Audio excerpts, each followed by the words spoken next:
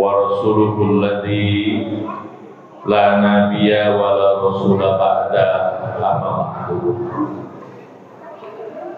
يا أيها الناس اتقوا ربكم الذي خلقكم من نفس واحدة وخلق منها زوجها وبث منهما رجالا كثيرا ونساء واتقوا الله الذي تساءلون به والأرحام إن الله كان عليكم رقيبا ونقدم لكم بتحية الإسلام مباركا السلام عليكم ورحمة الله وبركاته. Bapak Ibu jamaah kuliah tarawih yang dirahmati Allah Subhanahu wa taala. Alhamdulillah, puji syukur kehadirat Allah Subhanahu wa taala, kita bisa melanjutkan kajian kita. Mudah-mudahan tidak senantiasa bosan, lelah dan boring ketika kita belajar menuntut ilmu. Karena wasiat nasihat dari Imam Syafi'i rahimahullah, barang siapa yang tidak kuat menahan kepedihan ketika menuntut ilmu, maka walaupun cuma sebentar, maka rasakanlah kepedihan, kebodohan sepanjang usia hidupnya. Karena itu mudah-mudahan Allah Subhanahu wa taala senantiasa menjaga kita dari kebodohan, dari kesalahan, dari kekeliruan. Karena nanti khawatir amal kita menjadi tidak punya pahala yang berlimpah di sisi Allah Subhanahu wa taala. Hadis nomor 11 ya. Boleh dibuka di aplikasinya masing-masing ya. Hadis Arba'in, yaitu hadis nomor 11. Judulnya wara dan meninggalkan perkara subhat. Ini hadisnya pendek-pendek ya. Jadi insya Allah cepat selesai, mudah-mudahan. An Abi Muhammadin Al-Hasan bin Ali bin Abi Thalib radhiyallahu anhu, sibti Rasulullah sallallahu alaihi wasallam wa raihanatihi radhiyallahu anhuma qala hafidtu min Rasulillah sallallahu alaihi wasallam dak ma yuribuka dak ma yaribuka ila ma la yaribuk. Pendek ya di sini. An Abi Muhammadin Al-Hasan ibni Ali, dari Abi Muhammad Al-Hasan bin Ali bin Abi Thalib, sibti Rasulullah sallallahu alaihi wasallam, cucu Rasulullah sallallahu alaihi wasallam, wa raihanatihi, dan kesayangan beliau. Qala, beliau berkata, hafidtu min Rasulillah sallallahu alaihi wasallam, aku menghafal nasihat dari Rasulullah sallallahu alaihi wasallam, dak ma yaribuka ila ma la yaribuk. Dak ma yaribuka, tinggalkan apa yang meragukanmu, ila ma la yaribuk, kepada apa yang tidak meragukanmu. Hadis riwayat Tirmidzi, Nasai, dan At-Tirmidzi berkata hadis ini hasan sahih ya. Ini kalau mau belajar hadis ini rada panjang ya. Nanti bisa pelajari buku pengantar hadis, ilmu hadis, atau yang disebut dengan mustalah hadis ya. ataupun istilah-istilah dalam hadis Rasulullah SAW. Hadis ini diterima dari Abi Muhammad Hasan bin Ali bin Abi Thalib, cucunya Rasulullah SAW dan juga kesayangannya. Ya, ini hadis diriwayatkan dari Hasan. Hasan ini putranya siapa? Putranya Abu Thalib. Ya, putranya Ali bin Abu Thalib. Ya. Cucunya siapa? Cucunya Rasulullah SAW. Cucunya itu ada berapa?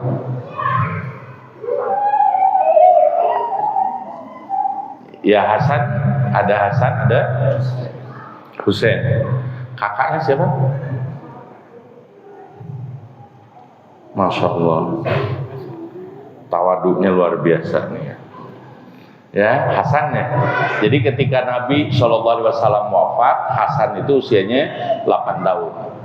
Kalau Husain 7 tahun.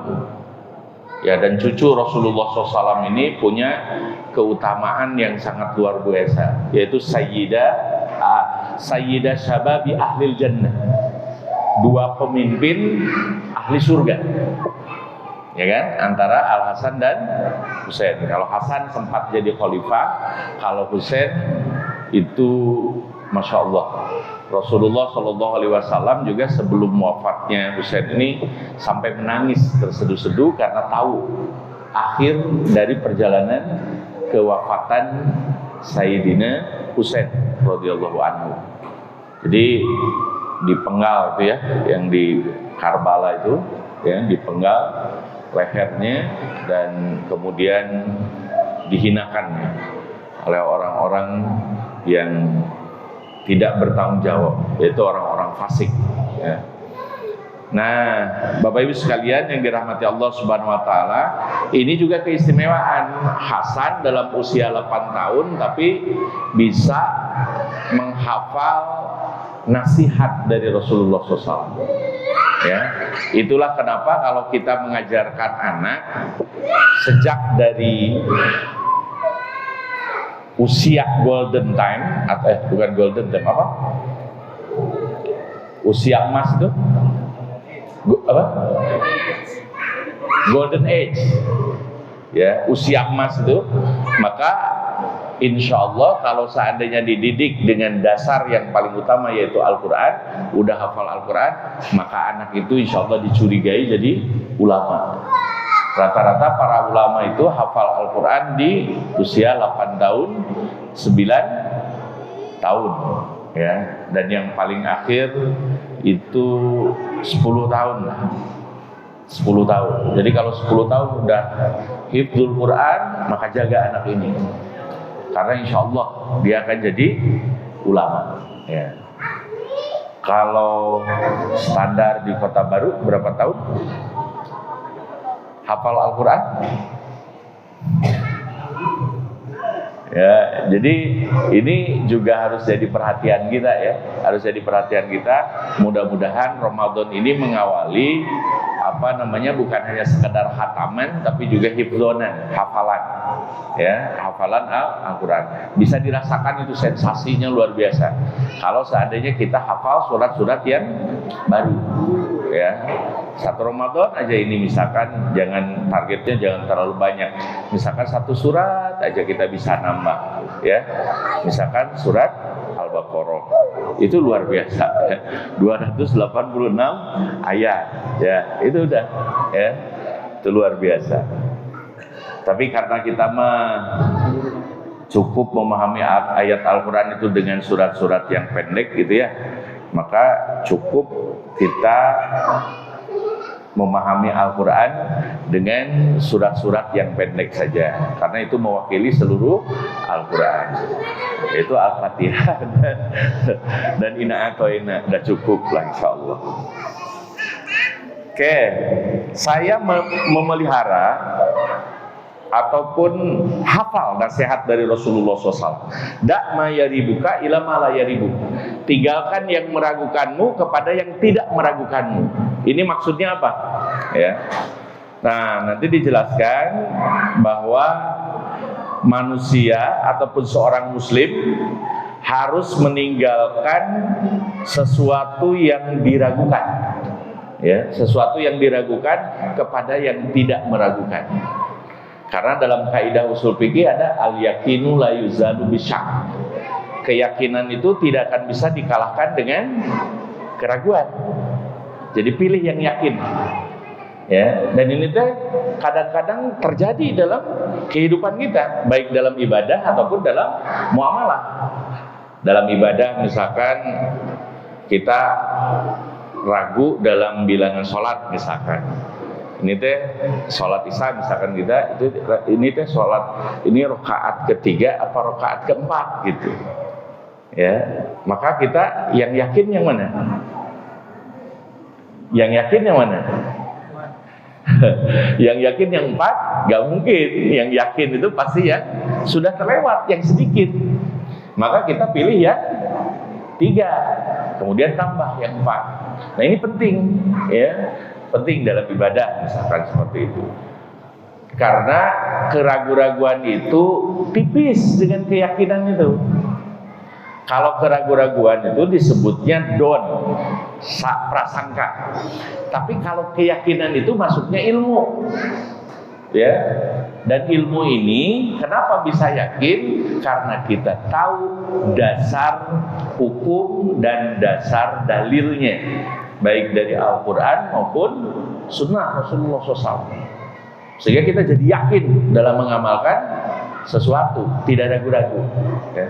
Dan keraguan dengan keyakinan ini biasanya tipis, ya, tidak terlalu jauh. Seperti tadi, kalau rupa rakaat itu tidak mungkin kita rakaat kahiji apa rakaat kaopat, mau mungkin itu, ya, ada jeda sampai 3 rakaat nggak mungkin, pasti antara 3, 4, 1, 2, tipis itu, ya.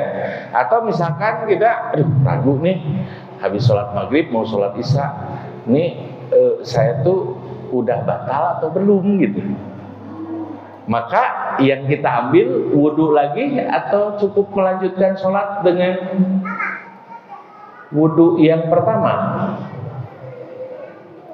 Ketika ragu nih, ya, ini habis sholat maghrib, udah terus lewat aja begitu saja. Kemudian setelah itu mau sholat isya, ya, ini teh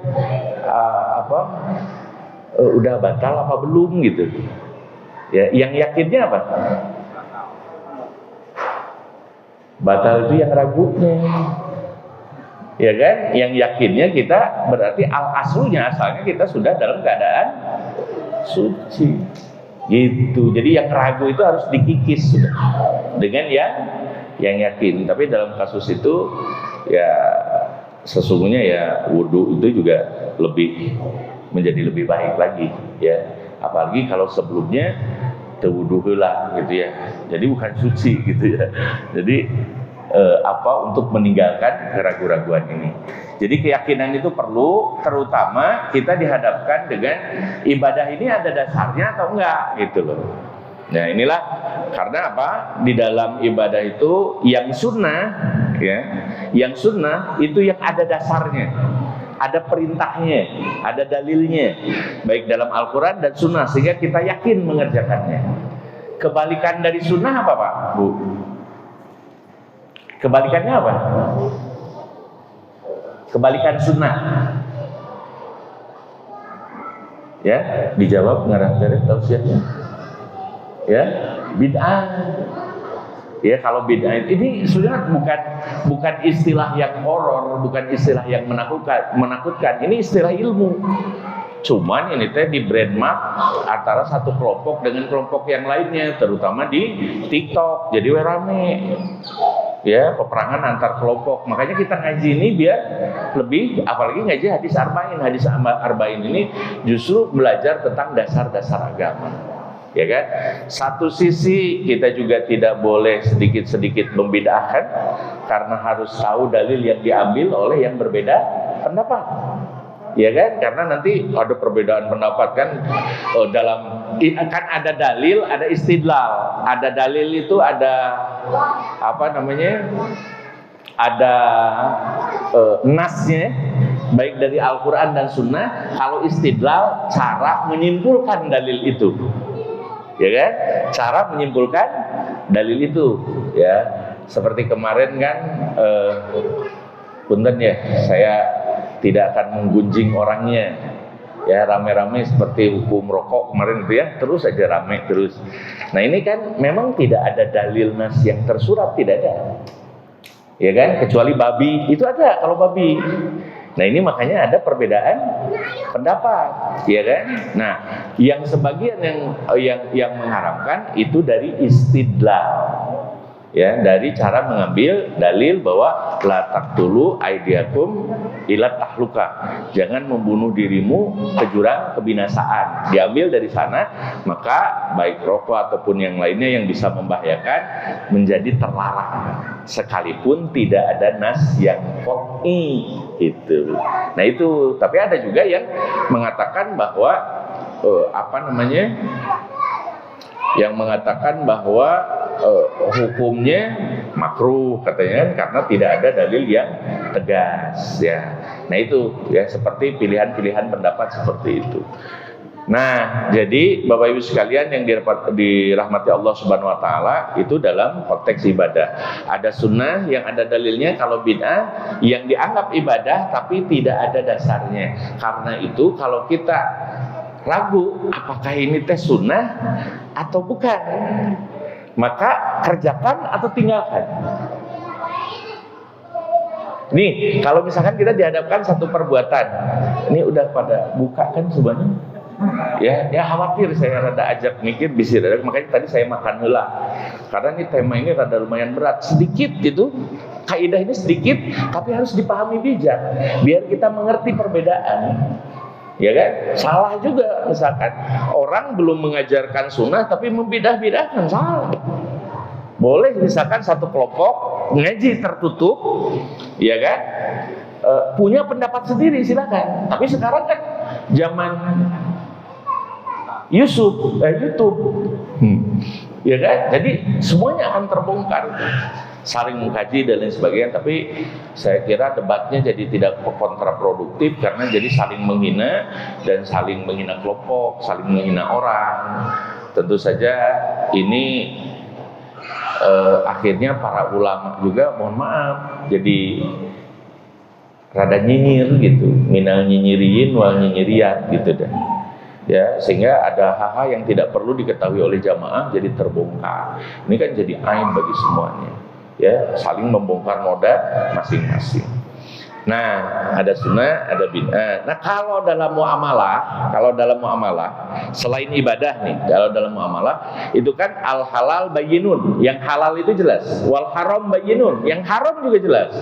Ya, di antara halal dan haram ada apa? Subhat, yang belum tahu halalnya, ya, yang belum tahu halalnya, maka lebih baik tinggalkan. Contoh yang paling gampang itu dalam soal gratifikasi kan, banyak yang terjebak korupsi itu karena soal gratifikasi hadiah. Ini teh halal apa enggak?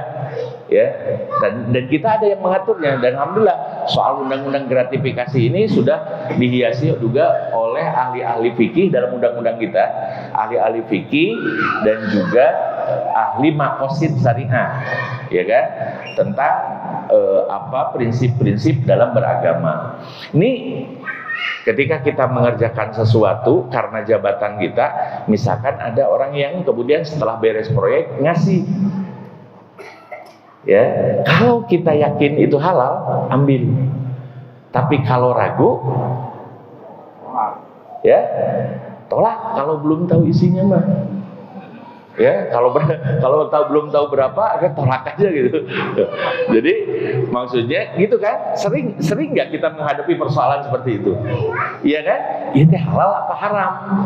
Nah kalau ini halal, pasti nggak akan ada terbetik di dalam hati keraguan, nggak bakalan, pasti yakin udah. Tapi kan, ini asal ada kumahannya, udah, maka jangan diambil, apalagi sedikit. Ya kan? Nah ini udah, jangan diambil aja gitu. Nah itu sering, punten ya, bukan hanya dalam transaksi pengusaha aja, dalam transaksi para pendidik gitu, para asatid juga ada. Kadang-kadang hal-hal yang seperti itu, ya. Seperti dulu rame, misalkan tentang, mohon maaf saya tidak ada pembelaan apapun, cuman membela ini secara objektif, secara teori. Dulu pernah ada dikaitkan yang mengumpulkan dana, ya, mengumpulkan dana dan kemudian si pemimpin yayasannya itu kemudian dikorupsikan, ya. Ini tanpa mengurangi rasa hormat, ternyata memang karena pendapatannya gede, miliaran, maka ada jatah memang buat amilin, dan itu tes sah secara hukum. Ya kan, sah untuk mobilnya, untuk pegawainya dan sebagainya. Itu kurang lebih 12%. Dan ini undang-undangnya sah secara Islam, secara hukum positif. Ada dua-duanya. Sah. Ya itu mah karena ada kejadian politik akhirnya terseret. Wah, yang diumbar si tokoh itu teh gitu. Padahal itu teh salah satu lembaga yang sangat peduli dengan sumbangan Palestina yang kemarin. Ya kan, sumbangan Palestina dan lain sebagainya. Karena ternyata saya katakan, wah gede banget gitu. Ya makanya saya ketika ditawarin, Ustaz kita ada kerjasama dan lain sebagainya, karena saya tahu gitu orang-orangnya amanah, insya Allah, ya saya siap nyendos. Waktu itu Idul Adha, ya kan, pas mau Idul Adha ternyata keburu ditangkap kepimpinannya, jadi terjadi akhirnya. Ya, ini juga alhamdulillah saya gak tertarik dalam masalah ini karena khawatir, saya juga tidak tahu mungkin ada penyimpangan juga di dalamnya. Cuman kalau ngumpulin dana apalagi oleh lembaga yang diakui oleh pemerintah, maka ini boleh seperti lembaga amil zakat atau pusat zakat ataupun apapun ini yang direstui ataupun yang diakui oleh pemerintah, maka boleh mengambil jatah. Nah ini sama. Ya, kayak seperti itu, ya. Tapi kalau belum tahu ilmunya, mending tinggalkan. Khawatir syubhat. Seperti tadi, kalau misalkan ini teh pekerjaan teh sunnah atau bid'ah, gitu kan? Maka meninggalkannya lebih baik. Karena meninggalkan yang dikhawatirkan bid'ahnya itu lebih baik daripada mendapatkan pahala dari yang dikhawatirkan sunnahnya.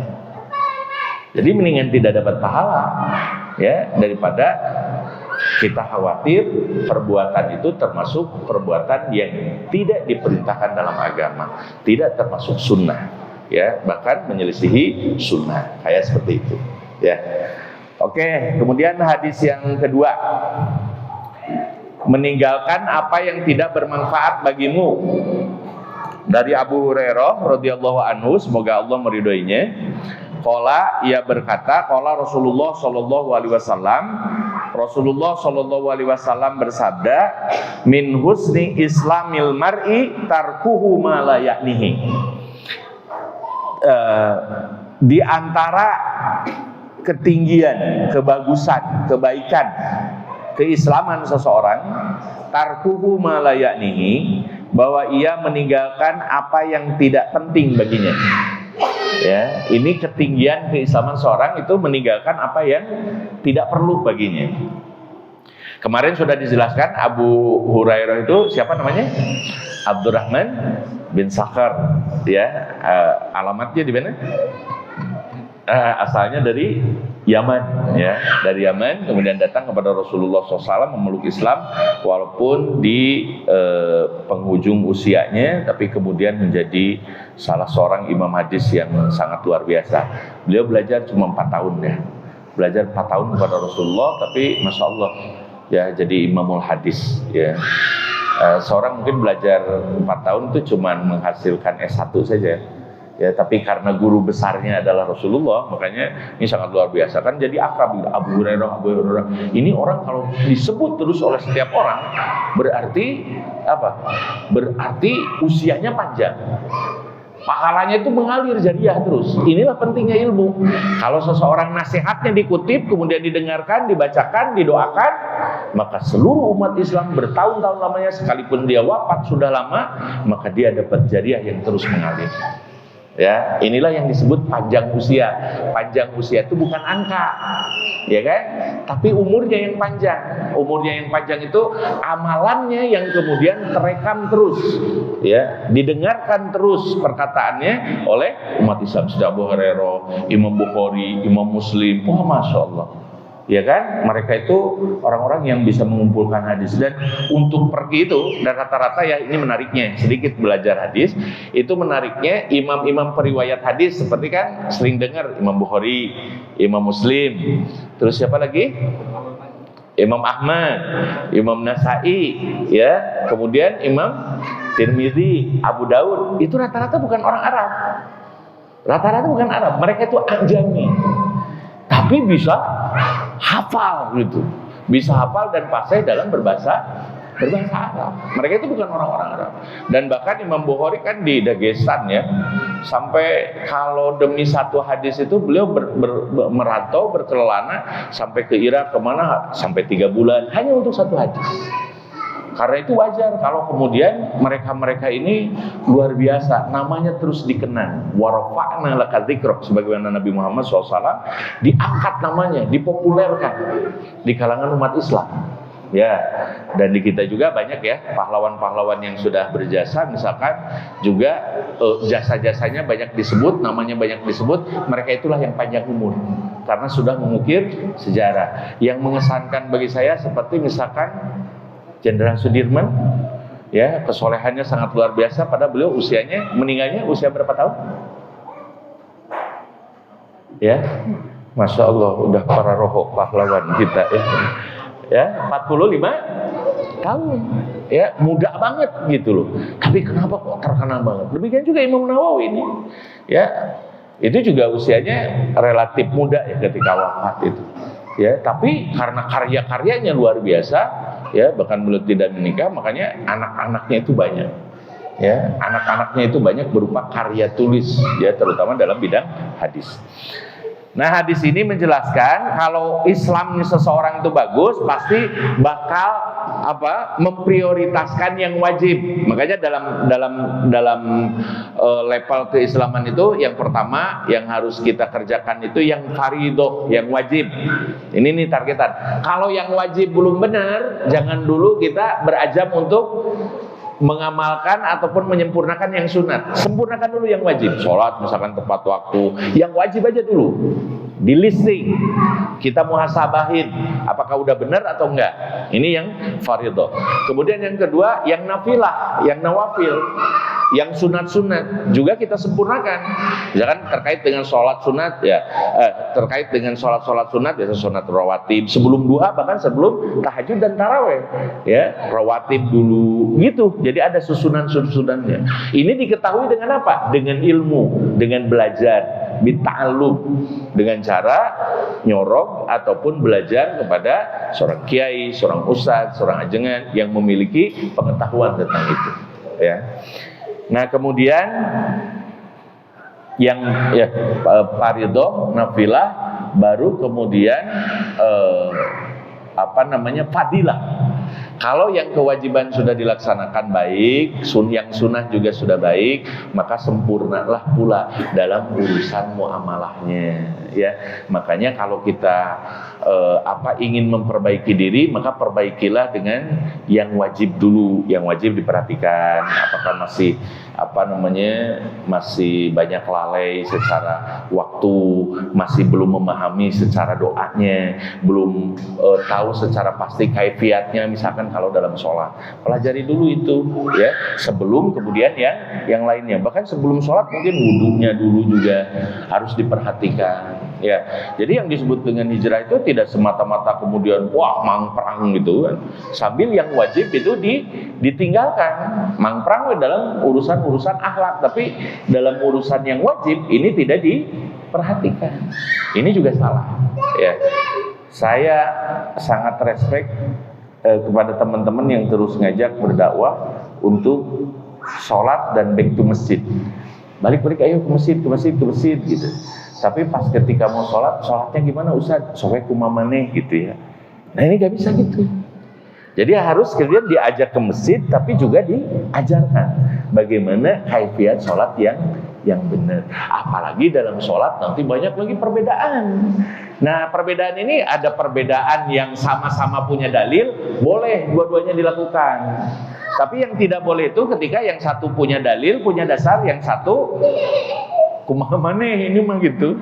Dalilnya kumaha manehna gitu, gak boleh. Nih, Ya, karena sesuatu perbuatan amal disebut soleh itu karena ada dasarnya. Ya, karena ada dasar dalil dan hukumnya. Tingkat keislaman itu berbeda-beda, ada yang baik dan ada yang tidak baik, ya, berdasarkan sabda Rasulullah SAW tadi. Maka kalau yang benar-benar udah sempurna, maka dia akan tinggalkan. Ini punten ya, bukan berarti seperti kita punya hobi, tapi hobinya jangan sampai mengganggu kepada kewajiban. Hobi juga boleh, silakan. Tapi kalau seseorang itu udah benar-benar, saya udah tua, udah apa, saya juga dulu punya hobi, misalkan ya, atau punya kesukaan terhadap sesuatu, tapi banyak mengganggu ibadah, maka ditinggalkan. Karena ini menjadi prioritas yang utama, yang wajib. Pokoknya saya harus membina hubungan baik dengan Allah Subhanahu Wa Taala, sehingga hobi-hobi saya udah mulai dikurangin gitu, ya, dikorbanin satu persatu. Ya, nah ini termasuk tingkat kebaikan ataupun spirit kebaikan bagi seorang Muslim yang ingin memperbaiki diri. Ya, bisa dipahami? Ya, bisa dipahami ya. Bisa dipahami. Kadang ya misalnya seorang resep catur gitu ya, catur itu dia boleh, silahkan aja, ya kan. Tapi kalau seandainya melalaikan sholat gitu, ini kan jauh kan dari entertain, bukan dari mubah. Entertain itu di bawah mubah udah, ya kan. Yang sifatnya hiburan tapi mengganggu. Udah sekarang mas saya karena banyak mengganggu, ini harus tinggalkan. Ataupun ketika waktunya sholat, maka saya harus tinggalkan. Misalkan seperti itu, ya. Atau juga kan ada yang menganggap makruh, gapleh gitu ya, kayak remi gitu. Kalau gapleh itu kan goplah, bahasa Arabnya tuh goplah, lalai gitu. Makanya kalau main itu biasanya lalai karena Quran, lalai karena sholat, biasanya begitu. Atau remi kan angka-angka gitu ya. Dan itu adalah kitab sucinya para pesulap. Ya kan, kalau para pesulap ini dekat dengan penyihir, itu bukan tradisi kenabian dan kerasulan, dan banyaknya menghamburkan waktu, kecuali kalau duitan. Nah ini rada mending, ya, ada untungnya kalau duitan mah gitu, dan puguh, hukumnya juga haram gitu. Nah itu diantaranya Bapak Ibu sekalian. Jadi kalau kita bertemu dengan satu amalan yang diragukan ini sunnah atau bid'ahnya, kalau belum dapat ilmu, mending tinggalkan. Jangan dulu dilakukan. Cari dulu dalilnya, tanyakan kepada mereka yang ahli dalam bidang ini. Misalkan dalam bidang dalam bidang ibadah, tanya kepada para ulama. Ada bidang muamalah, sekarang kan ada dewan syariah ataupun apa gitu, banyak sekali. Itu bisa kita tanyakan, karena dalam masalah transaksi keuangan ini semakin kesini kan semakin masya Allah, ya kan, semakin luar biasa. Apalagi sekarang makin populer paket atau COD-an dan lain sebagainya gitu ya. Itu satu sisi kemudahan, tapi sisi lain juga harus dilihat kehalalannya seperti apa. Kan ada yang GoPay letter gitu, kayak gitu-gitu. Ini awas loh, dosa teka rasa loh. Ya, karena kuota itu ada di HP gitu, ya kita udahlah, pokoknya karena ada, akhirnya kita lakukan transaksi itu. Sedikit apapun transaksi itu, kalau haram, maka itu akan jadi akan jadi darah, akan jadi kita makan, akan jadi kita gunakan, akan kita konsumsi, dan akhirnya akan mempengaruhi ketenangan kita dalam berkeluarga dan rumah tangga. Ya, jadi ini harus bersih. Nah itu nanti akan ditinggalkan. Jadi yang tidak mendukung kemaslahatan, yang tidak mendatangkan pahala, maka akan ditinggalkan. Betul, kita perlu hiburan, nonton film dan lain sebagainya. Tapi kalau seandainya nonton film, apalagi yang misalkan yang berjilid-jilid gitu ya, akhirnya kan jadi lupa baca Quran dan lain sebagainya, maka akan ditinggalkan itu. Ya, akan ditinggalkan. Ya, walaupun kita perlu hiburan, cari hiburannya yang lebih syar'i gitu, ya. Contohnya gimana ya hiburan yang lebih syar'i? Mancing sambil ngapalkeun Quran mungkin, ya kan? Atau apa gitu, ya. Jadi pikirkan bahwa hobi kita jangan sampai melanggar syariat, tapi justru mendukung syariat. Nah ada satu contoh Pak, ada bapak-bapak, ibu-ibu, udah sepuh nih, tapi resep touring gitu, karena dulunya resep pemotoran dan lain sebagainya. Saya bilang nggak jadi masalah, tapi jadikan touringmu ibadah. Bagaimana caranya? Ya ajak istri gitu ya, ajak istri, karena biasanya khawatir di jalan banyak kuntilanak gitu kan. Udah, makanya sama istri itu lebih aman, lebih nyaman. Jadi sama istri, dan alhamdulillah sekarang tuh apalagi Ramadan, di box motornya itu ada mushaf gitu, berbagi mushaf ke musola. Jadi hobinya kejalanin dan akhirnya dia punya amal.